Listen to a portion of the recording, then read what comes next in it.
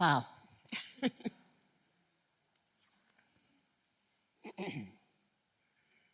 got to get past B's story to get to mine. Friends, we are living in very complicated times. You just need to turn on the TV or take a peek at the internet to witness people bashing each other right and left. Too many people think they have a right to tear others down. I'm here to tell you, now, more than ever, we need to remember to just be kind to one another.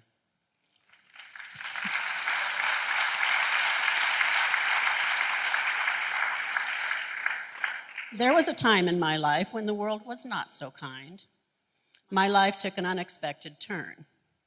My story could have been very different today if I had given in to society's expectations of me. But kindness is more powerful than any of the world's ills. If you pay attention, you may find kindness in the most unexpected places and at the most unexpected times. My husband and I used to take walks in the evening, especially when it was nice out. We'd wave to our neighbors, we'd watch them work in their yard, we'd strike up conversations. Just say hello. One evening, our neighbor Gene struck up a conversation with us, and he asked me a question that stopped me in my tracks. "Will you be going to the class reunion this year, Vicki?" he asked. Now, Gene and I had attended school together, but I had to awkwardly remind him that I didn't graduate with him and that I was not invited to attend these alumni reunions. And then he kindly asked me another question. "Well, do you want to go? I can get you an invitation. I'll get you the information." I had a long pause. I debated an answer, and I finally said, "Oh, sure, why not?" That simple question from Gene opened a door to me that I thought was closed and sealed 20 years earlier. You see, I loved school. I was an excellent student. I always got good grades. When I went and told my counselor that I wanted to go to beauty school and be a beautician, he told me I was way too smart for that, and he recommended I work towards a career in X-ray technology. He was guiding me towards a work program we call DO, Diversified Occupations. Then, a few weeks before the end of my sophomore year, I realized I was pregnant. This was 60 years ago. It was a different time, and this was a really big deal. I kept it a secret till nearly the last day of school. Then I went and spoke to the counselor. He informed me that if I told the school about my situation, they likely wouldn't let me stay. They probably wouldn't even let me finish my sophomore year. He was right. I waited until the very end of the last day to tell anyone else, and then I was officially kicked out of school at the end of my sophomore year. I was not allowed to return, for fear I would be a bad example for the rest of the girls. 60 years ago, there was very little consideration about the boy who was involved in my pregnancy. It was almost a point of pride, some guy thing, while an expectant mother was looked down on. My parents were devastated. A school administrator told my mother I had ruined my life, that I had so much promise, but that was gone. Shattered dreams, he told her. I was given some limited options. It was hinted that I could probably return second semester the following year if I'd give my baby away. I knew one thing. I was going to keep my baby. Adoption was not an option.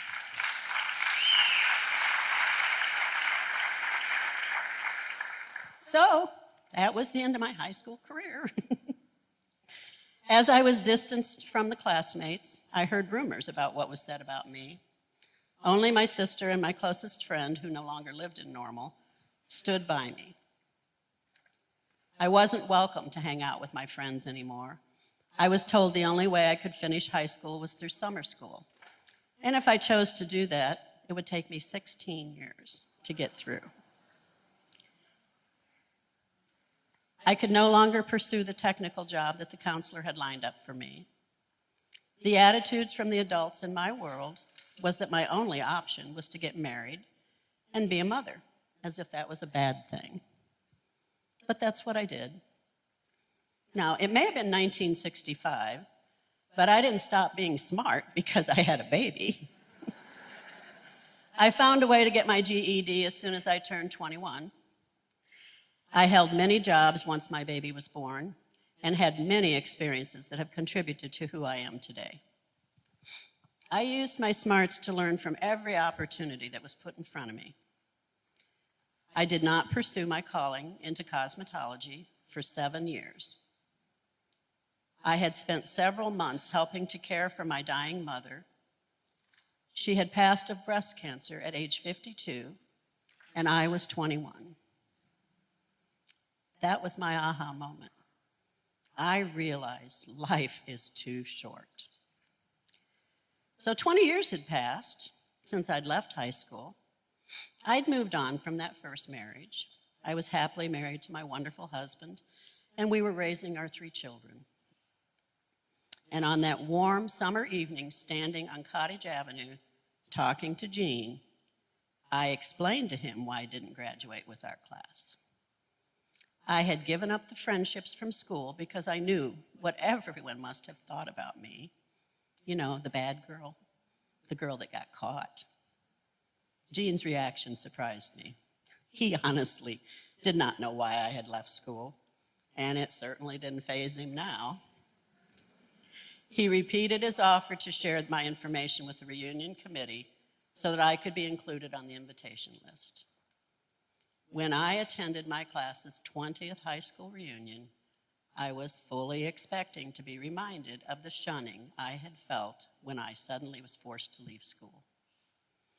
I was prepared to hear people whispering in the corner about the girl that got herself pregnant.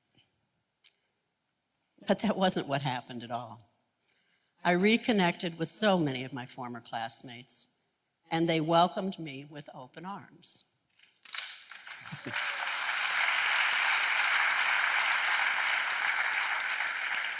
It didn't matter that I didn't get to finish or graduate with them. They were so happy to see me and happy to catch up on all of life's events. It was absolutely amazing. That night, I was able to shed the invisible weight I had carried for so long. I felt like I had worn a scarlet letter on my pregnant belly because of my painful secret that sophomore year when I was just 15. I came to realize that my peers did not carry these awful memories about me. I was the one who harbored what they, society, said was unacceptable about my situation. That night gave me back so much of what I thought I had lost. I once again belonged to the normal community high school class of 67.